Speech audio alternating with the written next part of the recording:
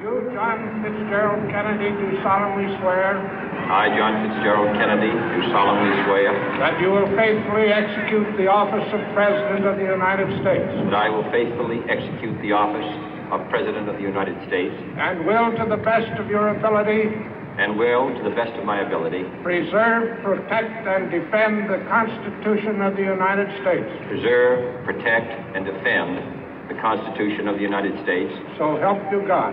So help me God.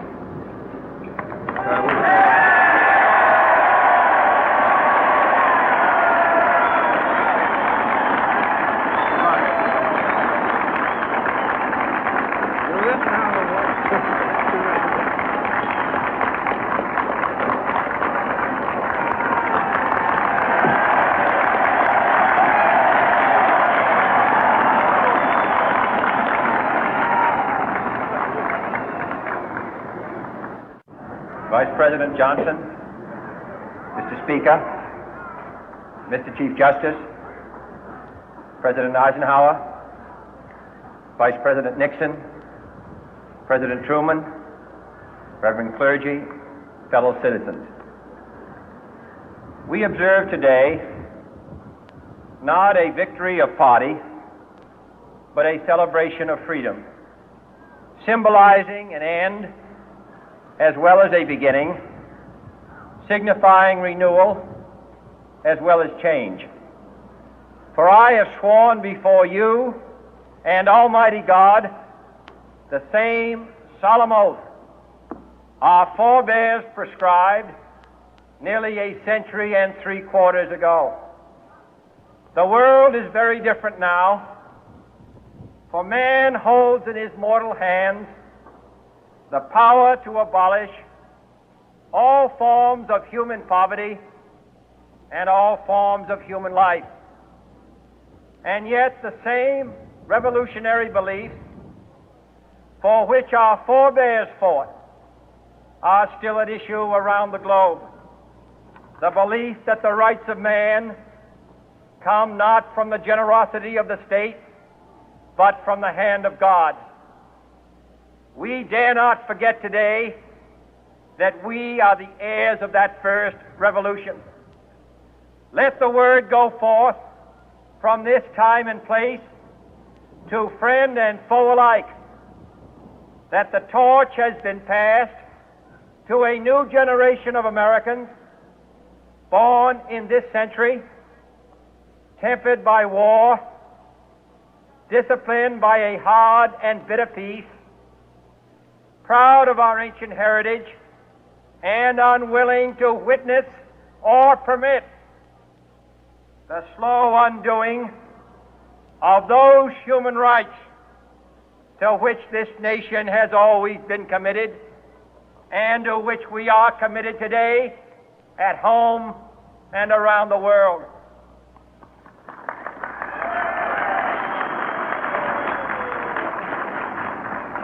Let every nation know, whether it wishes us well or ill, that we shall pay any price, bear any burden, meet any hardship, support any friend, oppose any foe to assure the survival and the success of liberty.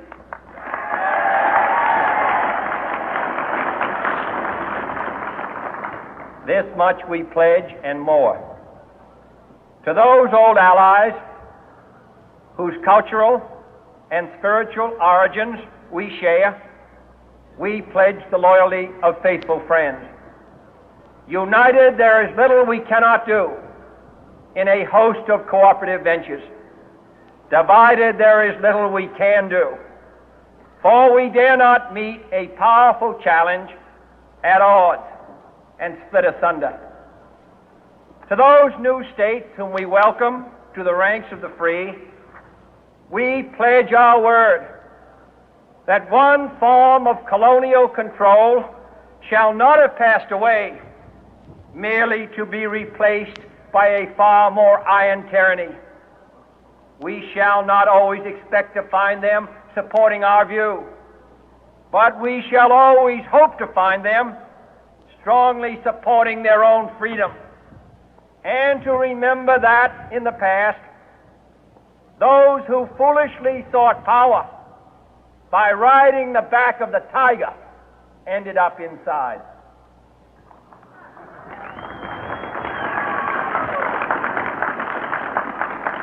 To those people in the huts and villages of half the globe struggling to break the bonds of mass misery, we pledge our best efforts to help them help themselves for whatever period is required, not because the communists may be doing it, not because we seek their votes, but because it is right. If a free society cannot help the many who are poor, it cannot save the few who are rich.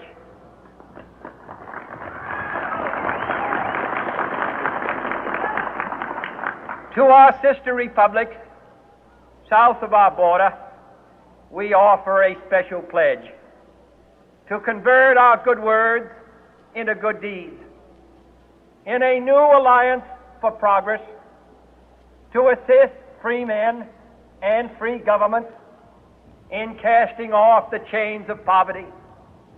But this peaceful revolution of hope cannot become the prey of hostile powers. Let all our neighbors know that we shall join with them to oppose aggression or subversion anywhere in the Americas. And let every other power know that this hemisphere intends to remain the master of its own house.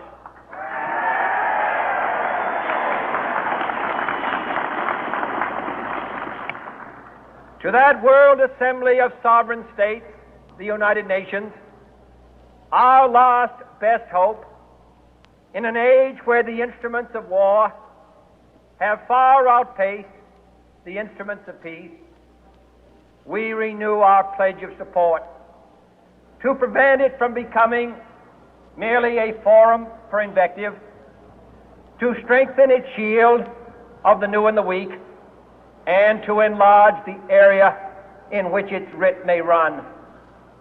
Finally, to those nations who would make themselves our adversary, we offer not a pledge, but a request that both sides begin anew the quest for peace. Before the dark powers of destruction, unleashed by science, engulf all humanity in planned or accidental self-destruction, we dare not tempt them with weakness, for only when our arms are sufficient beyond doubt can we be certain beyond doubt that they will never be employed. But neither can two great and powerful groups of nations take comfort from our present course, both sides overburdened by the cost of modern weapons, both rightly alarmed by the steady spread of the deadly atom, yet both racing to alter that uncertain balance of terror that stays the hand of mankind's final war. So let us begin anew, remembering on both sides that civility is not a sign of weakness, and sincerity is always subject to proof. Let us never negotiate out of fear, but let us never fear to negotiate.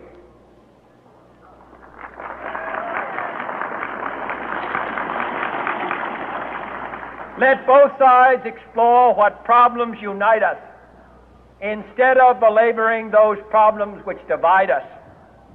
Let both sides, for the first time, formulate serious and precise proposals for the inspection and control of arms, and bring the absolute power to destroy other nations under the absolute control of all nations.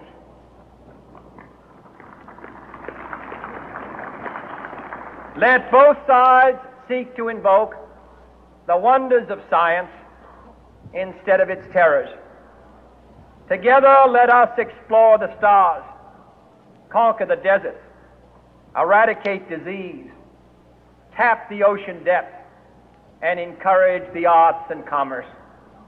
Let both sides unite to heed in all corners of the earth the command of Isaiah to undo the heavy burden and let the oppressed go free. And if a beachhead of cooperation may push back the jungle of suspicion, let both sides join in creating a new endeavor, not a new balance of power, but a new world of law, where the strong are just and the weak secure and the peace preserved. All this will not be finished in the first 100 days, nor will it be finished in the first 1,000 days, nor in the life of this administration, nor even perhaps in our lifetime on this planet. But let us begin.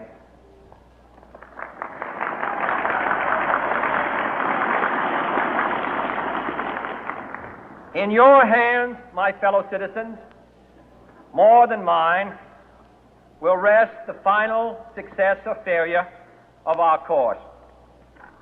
Since this country was founded, each generation of Americans has been summoned to give testimony to its national loyalty. The graves of young Americans who answered the call to service surround the globe. Now the trumpet summons us again, not as a call to bear arms, though arms we need, not as a call to battle, though in battle we are, but a call to bear the burden of a long twilight struggle, year in and year out, rejoicing in hope, patient in tribulation, a struggle against the common enemies of man, tyranny, poverty, disease, and war itself. Can we forge against these enemies a grand and global alliance, north and south, east and west, that can assure a more fruitful life for all mankind? Will you join in that historic effort?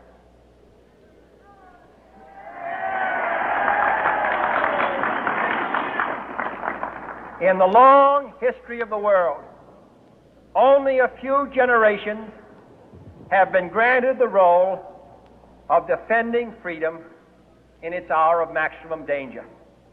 I do not shrink from this responsibility. I welcome it.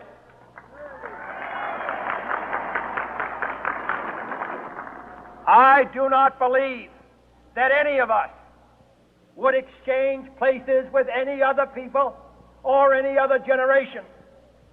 The energy, the faith, the devotion which we bring to this endeavor will light our country and all who serve it. And the glow from that fire can truly light the world. And so, my fellow Americans, ask not what your country can do for you, ask what you can do for your country.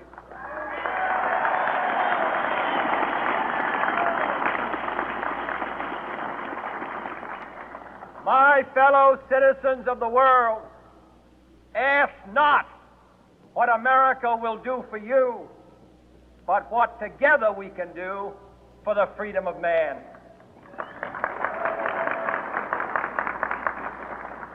Finally, whether you are citizens of America or citizens of the world, ask of us here the same high standards of strength and sacrifice which we ask of you.